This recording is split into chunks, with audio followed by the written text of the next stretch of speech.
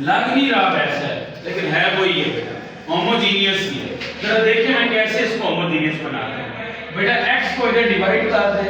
अब गौर करें, आपकी सही फॉर्म में क्वेश्चन अब आया है dy by dx इक्वल है किसके, y plus square root of x square plus y square divide by x। मुझे कैसे पता चला है होमोजीनियस है बेटा, आपको पता चल जाएगा होमोजीनियस है। इस टर्म की डिग्री कितनी है 1। बेटा इधर डिग्री 2 है, इधर डिग्री 2 है, नो डाउट 2 है, लेकिन ऊपर देखिए क्या पड़ा हुआ है स्क्वायर रूट। तो स्क्वायर रूट जब स्क्वायर के साथ बैलेंस होगा तो डिग्री कितनी रह जाएगी 1। इसका मतलब है इस टर्म की भी ओवरऑल डिग्री कितनी है 1, नीचे भी डिग्री कितनी है 1। तो बेटा आपने यही पढ़ा है ना, न्यूमरेटर वाले एक्सप्रेशन में डिग्री और नीचे डिनोमिनेटर वाले एक्सप्रेशन में डिग्री सेम हो हर टर्म की, तो ऐसी डिफरेंशियल इक्वेशन को बेटा क्या कहते हैं, होमोजीनियस बॉडी।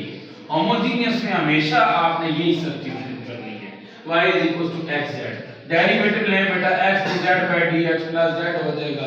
जहां जहां y है बेटा वहां वहां xz पुट करते जाइए। देखें जी, y की जगह x square z square put कर दें, y की जगह xz पुट कर दें। अब बेटा dy by dx इसका लेना तो x dz by dx plus z आ जाएगा। अब करना क्या है, x कॉमन मैंने कैसे लिया बेटा, इधर इसको देखिएगा कैसे मैंने सॉल्व किया। ये जो चीज आपको पड़ी हुई है ना x square plus x square z square, ये जो चीज पड़ी हुई है, इसमें आपने करना क्या है ये देख लें।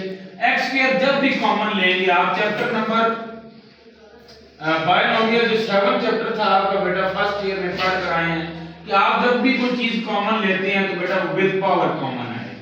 तो जब बेटा विद पावर कॉमन आएगी तो ये इससे कट जाएगा, you will left with x into 1 plus z square।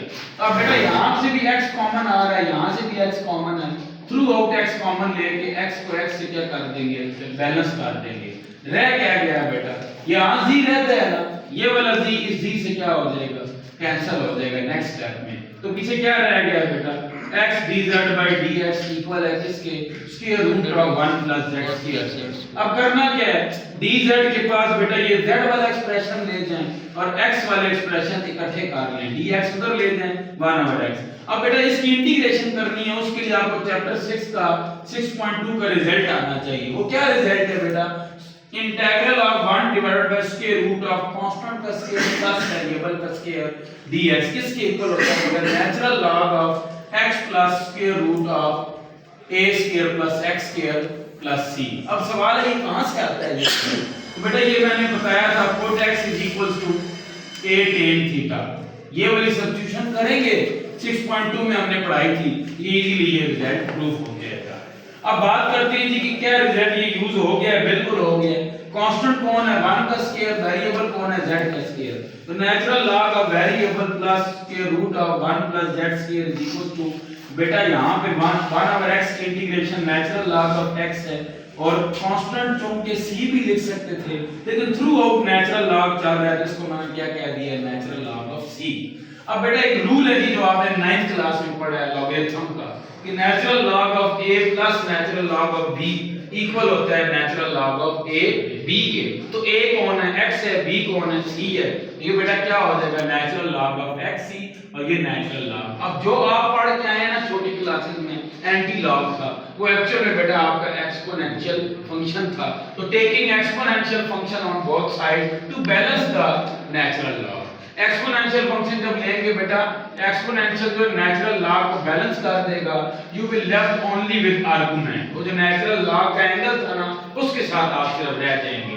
देखिए बेटा ये आंसर ठीक है लेकिन एक्सेप्टेबल नहीं है, क्यों, क्वेश्चन था x y में, आंसर भी किसमें होना चाहिए, x y में। तो बेटा क्या सब्स्टिट्यूट किया था आपने, y था किसके इक्वल, x z है, तो अल्टीमेटली z किसके इक्वल है फिर, y by x के। इसका मतलब क्या होगा कि जहां z है बेटा वहां y by x आ जाएगा, जहां z है सब्स्टिट्यूट करें बेटा inside the square root, LCM लें, स्क्वायर रूट से x स्क्वायर को बाहर निकालें, x आएगा, एलसीएम लेकर x को क्रॉस मल्टीप्लाई करें, फाइनल बॉक्स आपके पास आएगा और this represent a general solution, but we want a particular solution. Question 4 में हमें क्या चाहिए, पर्टिकुलर। हमें कैसे पता चला है पर्टिकुलर चाहिए, ये ऊपर लिखा हुआ है इनिशियल कंडीशन बेटा, इसके ऊपर भी मैं लेक्चर डिलीवर कर चुका हूं, इनिशियल कंडीशन किसे कहते हैं, ठीक है। जो पॉइंट दिया जाता है c फाइंड करने के लिए उसको इनिशियल कंडीशन कहा जाता है। बेटा यहां गौर करें, x की की वैल्यू क्या है 4 और y की वैल्यू क्या है 3। तो बेटा x 4 और y 3 जगह क्वेश्चन में पुट करें ना, तो जहां पे y है वहां 3, जहां x है वहां 4 का स्क्वायर 16 प्लस 9 25 का स्क्वायर रूट 5 होता है। बेटा ये 3 है 8 हो जाएगा, 4 का स्क्वायर 16 है, 16 को डिवाइड करें, c की वैल्यू क्या मिल गई है 1/2। c 1/2 को उठा के इस बॉक्स में पुट करें बेटा और इसको सॉल्व करें आपस में, you will get the any curve. आपको एक सॉल्यूशन मिला है बेटा और इस सॉल्यूशन को क्या कहते हैं पार्टिकुलर सॉल्यूशन। पार्टिकुलर का मतलब है there is no involvement of c, यहां पे कोई इन्वॉल्वमेंट नहीं है c की। तो ये बेटा थोड़ा सा रिदम में आएंगे, बी पार्ट भी सॉल्व करेंगे तो आपको समझ आ जाएगा y = xz को सॉल्व करने का तरीका क्या है। क्वेश्चन